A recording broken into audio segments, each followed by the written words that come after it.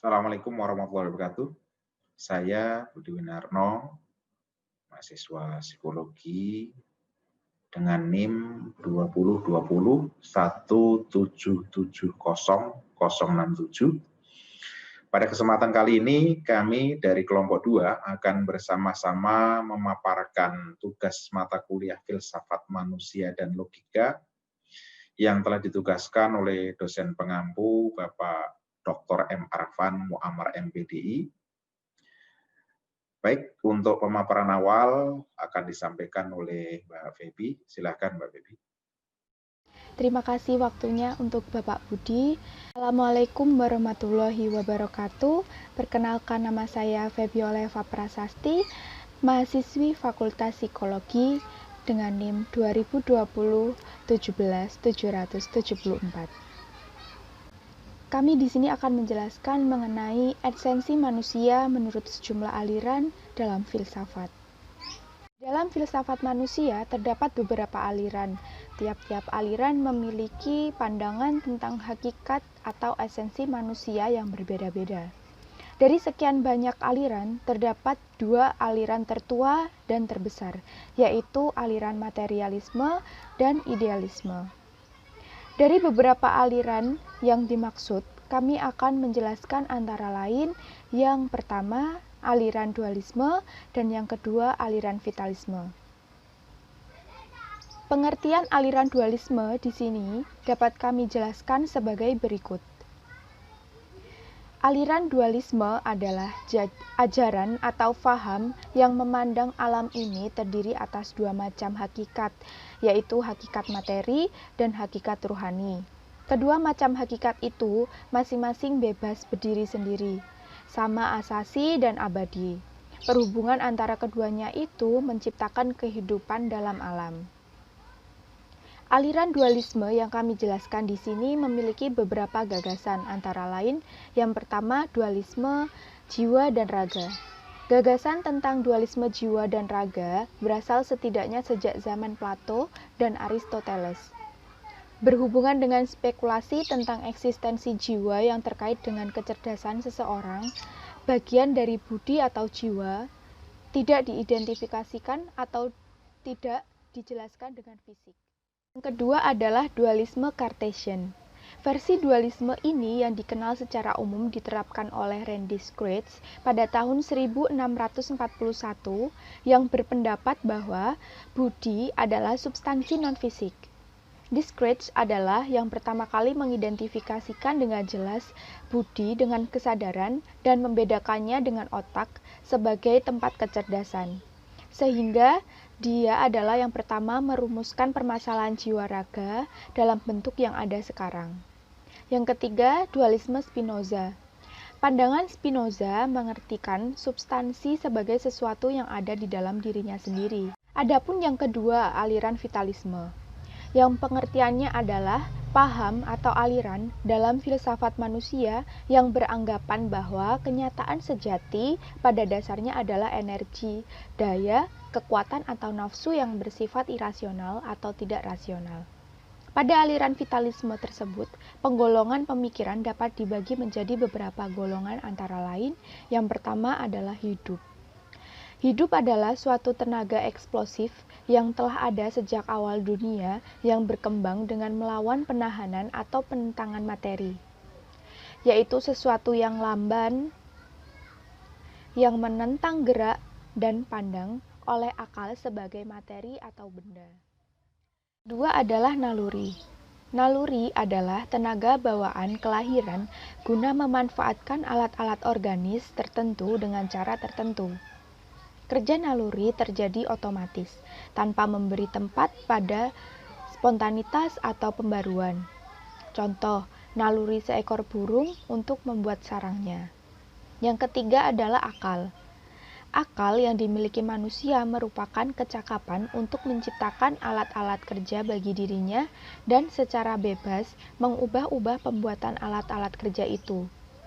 Akal mencakapkan manusia untuk menyadarkan diri akan kepentingan tiap individu. Yang keempat, intuisi.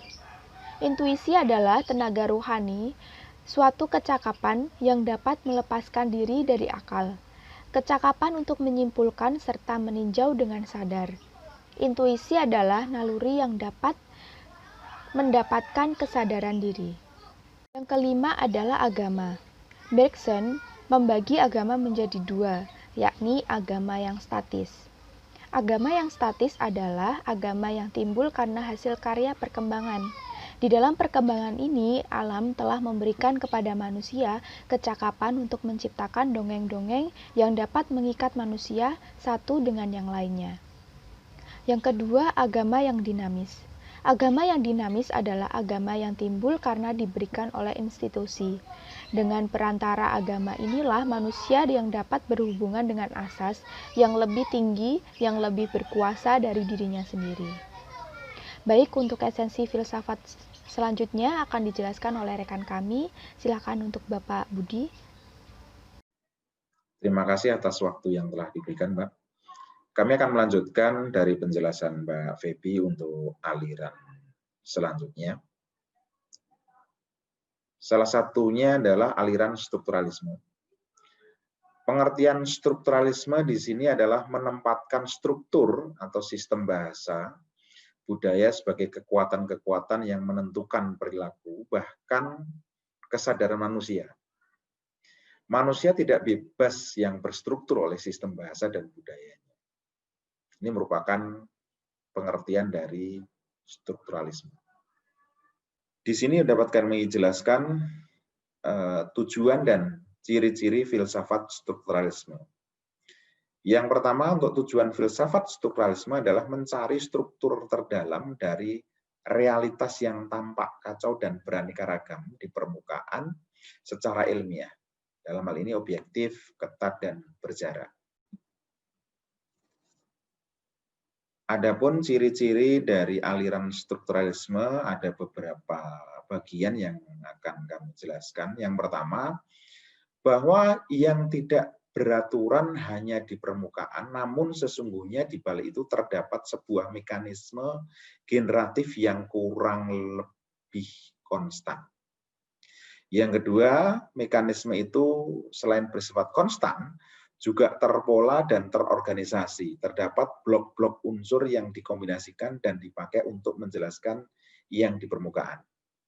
Yang ketiga, para peneliti menganggap objektif, yaitu bisa menjaga jarak terhadap yang sebenarnya dalam penelitian mereka. Untuk poin 4, ciri-ciri aliran strukturalisme, pendekatan dengan memakai sifat bahasa, yaitu mengidentifikasi unsur-unsur yang bersesuaian untuk penyampaian pesan. Yang kelima, strukturalisme dianggap melampaui humanisme karena cenderung mengabaikan, bahkan menegasi peran subjek. Untuk selanjutnya, aliran yang terakhir yang akan kami jelaskan adalah aliran postmodernisme. Yang dimaksud dengan aliran postmodernisme adalah suatu pergerakan ide yang menggantikan ide-ide zaman modern atau yang mengutamakan rasio, objektivitas, dan kemajuan. Adapun tujuan postmodernisme adalah mendestruktif ilmu pengetahuan dan knowledge. Menurut kaum postmodernis, knowledge yang dibangun pada zaman modern atau pra abad 20 sampai abad ke-20-an, jika paham-paham modernitas seperti realisme dan liberalisme memandang sesuatu secara objektif, postmodernisme justru memahami suatu realitas secara subjektif. Jadi demikian pemahaman terkait dengan aliran yang terakhir, yaitu postmodernisme. Demikian penjelasan esensi filsafat manusia dilihat dari beberapa aliran. Untuk selanjutnya, sebagai penutup pada pemaparan tugas kami, akan disimpulkan oleh Mbak Feby. Silahkan, Mbak. Terima kasih untuk Bapak Budi. Sebagai penutup pada pemaparan tugas ini, kami dapat simpulkan bahwa filsafat manusia tidak membatasi diri pada gejala empiris, bentuk atau gejala apapun tentang manusia, sejauh yang dipikirkan dan memungkinkan untuk dipikirkan secara rasional, bisa menjadi bahan kajian filsafat manusia. Metode penelitiannya pun lebih spesifik, misalnya melalui sintesis dan refleksi. Sintesis dan refleksi bisa dilakukan sejauh gejalanya bisa dipikirkan. Dan karena apa yang bisa dipikirkan jauh lebih luas daripada apa yang bisa diamati secara empiris, maka pengetahuan atau informasi tentang gejala manusia di dalam filsafat manusia pada akhirnya jauh lebih ekstensif, menyeluruh, dan intensif mendalam daripada informasi atau teori yang didapatkan oleh ilmu-ilmu tentang manusia. Demikian pemaparan makalah tugas esensi filsafat manusia aliran dualisme, vitalisme, strukturalisme, dan postmodernisme. Walaupun masih banyak terdapat kekurangan pada penjelasan kami mengharapkan kritikan dan saran yang bersifat membangun dan sebagai perbaikan bagi kami. Terima kasih atas waktu yang diberikan. Kami akhiri pemaparan dengan bacaan Alhamdulillahirobbilalamin. Wassalamualaikum warahmatullahi wabarakatuh.